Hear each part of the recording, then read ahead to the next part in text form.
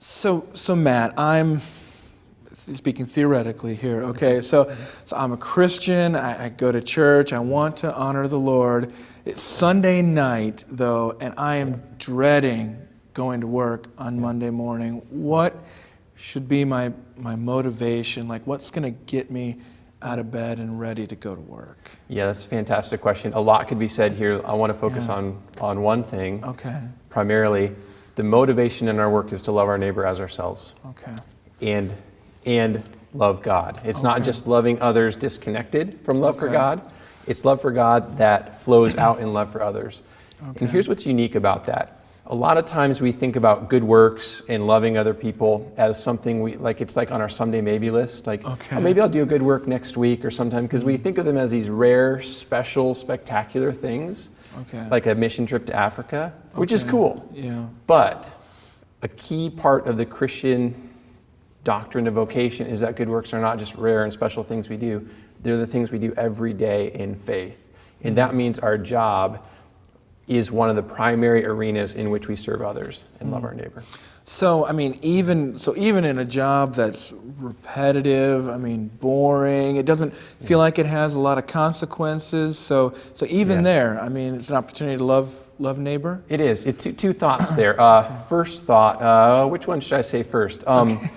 I believe Christians should love their jobs. Yeah. I believe it is right and biblical to love your job, and if you hate your job, you should think about getting a different one. Okay.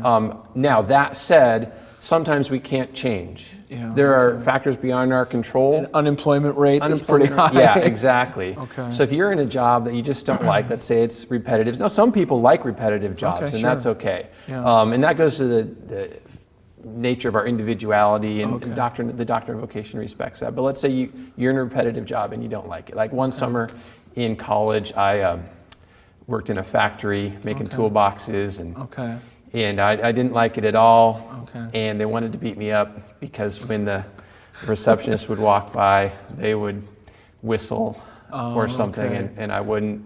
And so they're like, "What's wrong with you?" And anyway. I didn't like that job, but this leads to actually two additional thoughts. Number one, I just thought about the sovereignty of God all day long. I was reading A.W. Pink's book, The Sovereignty of God. I was reading John Piper, and I was thinking through, well, how is God sovereign and we're responsible? And I'm doing this repetitive stuff all day long. And that was a great opportunity to reflect on Scripture and these theologically challenging questions. And then once, just as an aside, one Saturday, they needed extra workers, so I decided to work that extra Saturday to make money to buy John Calvin's Institutes of the Christian Religion. So that was fun. So you have an opportunity even in those times. I remember one time I was working as a cashier at Kmart, and I probably never did more scripture memorization. And I did that, right there on the cash register. I just had the verses right out and could just stare at them in any lulls or just even when I was doing that. So you'd suggest, sometimes people can listen too as well to things during jobs. An effective form of multitasking. At the same time, I want to affirm the work is still meaningful in itself. And the doctrine of vocation is what enables us to see that, because we're doing it for God. Yeah, we'll talk specifically. When somebody hears doctrine of vocation, what does that entail? Yeah, great question. The doctrine of vocation means that every area of our life is a calling. And that means it has privileges and responsibilities, but also great significance. So no matter what you're doing, if it's the repetitive job that you hate, it has meaning because it is a calling from God. So you are doing it for Christ. If you do it in faith, you are doing it for Him, and He accepts that as being done unto Himself. So we can say, well, why is this meaningful if I'm making toolboxes all day and I hate it and it's repetitive? God accepts it as being done for Him if you do it in faith, and so it has great meaning, and He will reward it. And that's Paul's teaching in Ephesians 6. Well, what are the consequences of getting the doctrine of vocation wrong? What goes wrong? Great question. One major consequence is this is why we have all sorts of hokey Christian stuff, like we have this Christian ghetto, because the doctrine of vocation teaches us that you don't have to make Christian versions of everything in order for them to be good and worthwhile. So not necessarily, I mean, I had a friend I just saw on Twitter the other day, he was like, I'm not going to any more Christian stuff. It was kind of like Christian plumber or Christian electrician or something like that. I mean, what do you think of that? I mean, I guess he'd had a bad experience. Would you say, I mean, what does a good Christian plumber look like? Yeah, that's right. A great question. Yeah. Standards and methods are often going to be the same between Okay. a Christian and non-Christian. Okay. The difference is usually something you can't see. It's something on the inside, the motive. Okay. Which is for the Christian, it's for the glory of God and the good of others. Okay. But it could be that person would be ethical in their dealings. Yeah. I mean, so there could be other implications of that. Other implications, I think ethics is a critical one and very important one. Okay. It's just not the only one. And this is another consequence of getting the Doctrine of Vocation wrong. The consequence is boring work. The Christian teaching on vocation right now is thin. And oftentimes it amounts to just work hard and be honest. And that's critically important, but it doesn't stop there. I would add to it, love your work, be eager to do it, because you're going to do a better job if you're excited about your work. Okay. And figure out how to do it well, and be creative in it. Be counterintuitive, because God is a beautiful God and a creative God. And when we are creative in our work, we're imitating his attributes. Let's not be merely functional, but let's bring a beauty to the way we do our work. And what I'm trying to do is flesh out the doctrine of vocation in that direction a little bit more. Would you sell this to like a garbage collector?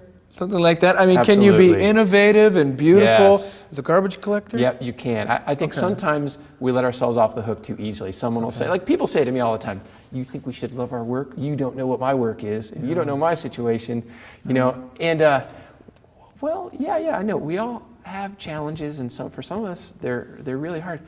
But let's not give up so easily. A lot of times we just got to press through it, and God will give insight. And boy, what a way to make it fun. If you're a garbage collector and you don't like it, make it fun by figuring out better ways to do it. Well, and somebody's got to pick up the garbage. I mean, that's a Yeah. glorious thing. It It would is. be awful if there was nobody to do that. It would be absolutely awful. Someone has to do it, and we ought to value it. Very thankful for that. Yeah. Well, Matt, tell us about the book that you're working on Yeah, right now. Great. So I'm working on it. It's called What's Best Next? Okay. How the gospel changes the way you get things done. Okay. So it's productivity from a gospel-centered perspective. Okay. And the book relates very much to the doctrine of vocation. Yeah, okay. And here's the thing. So I love John Piper, and Don't Waste Your Life is a fantastic book. It's a call to be radical in doing good for others. This book, in one sense, it's like a continuation of Don't Waste Your Life. It's like the how. Okay. Because the first part is all about exhorting us to say, let's be radical and energetic and creative in doing good for the world. Okay. And we have a great opportunity before us to do this like never before because of technology. Okay. And all that. But there's also a villain here. There's a problem. The same thing that brings the opportunity creates an obstacle to capitalizing on it, which is overload. We have so much going on and so much to keep track of. And we need to know how to execute our daily work in an effective way and how to handle this overload. So in the second part, I get into the details of how do we manage our work and what's a process for doing that effectively, and some good tips, the best in class productivity tips. Okay. So I want the book to enable Christians everywhere, say just Christians in the workplace, who they're working at. Target has its headquarters here. They're working at Target. If they're a Christian, I want them to know how to do their job better there and be content with it and not feel like they're second rate because they're not a pastor or a missionary. Yeah. I also want missionaries to benefit from this book to learn how to be better missionaries. And I want mission agencies to learn how to equip missionaries more effectively and do their work better so they can mobilize missionaries better by learning how to do our daily tasks more effectively. Okay.